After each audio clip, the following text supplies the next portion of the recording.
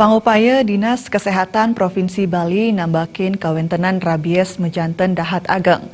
Nanging penyarengan saking krama banget kabuatang Mangde Bali luput saking rabies. Parindikan punika kebausang Kepala Dinas Kesehatan Provinsi Bali Ketut Suarjaya. Manutnya nih Risa Jeroning nambakin kewentenan rabies puniki dahat muatang pangrembe saking krama melarapan antuk biare saha maksin ingon-ingon sanika duenang.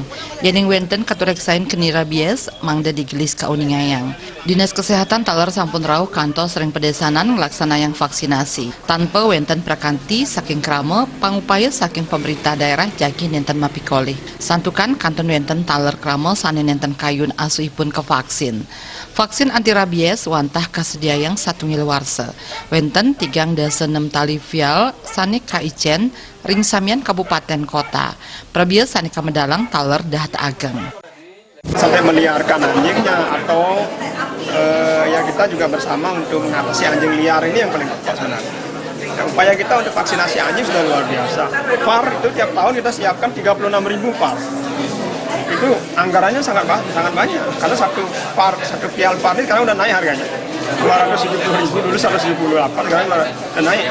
Berapa dia? Total anggaran kalau dirupiahkan setahun itu sekitar untuk VAR saja antara 16 sampai 20 miliar untuk VAR saja, belum untuk vaksin anjing, belum untuk pengobatan di rumah sakit, hanya untuk VAR saja.